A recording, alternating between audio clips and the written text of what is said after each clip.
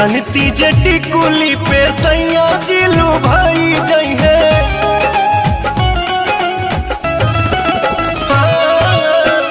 जनती जे टिकुली पे सैया जिलू भाई जई है। जनती जे टिकुली पे सैया जिलू भाई जई है। तो किस्म किस्म के हम लगौती छोटकी नदी रे। किस्म किस्म के हम लगौती छोटकी नदी रे। किस्म किस्म के हम लगौती।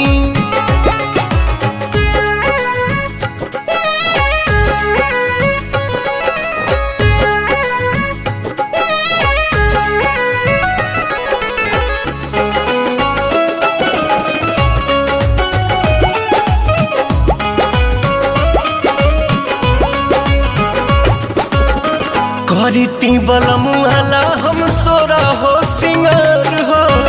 गरवा में डलती अपना सोनमा के हार हो। आहा करती बलमुआला हम सोरा हो सिंगार हो।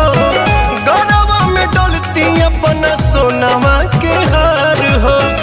जनती जे झूम कप झूम जई है पियावा हो। सोनरा से जाके बनवैती छोटकी नदी रे। सोनरा से जाके बनवैती।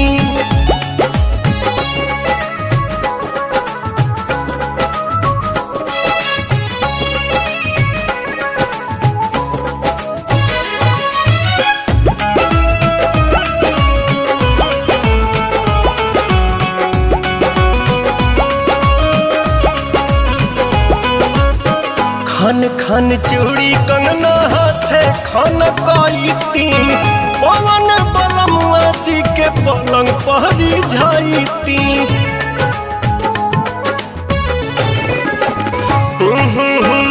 खन खन चूड़ी कंगना हाथे खन काईती। पवन बलमुआ जी के पलंग पहरी जाईती। रूप के इंजरिया में कस जैती कोरावा में। सैया जी कमाए नहीं जैती छोटकी नदी रे। मस्ती बिहारे में उठाईती।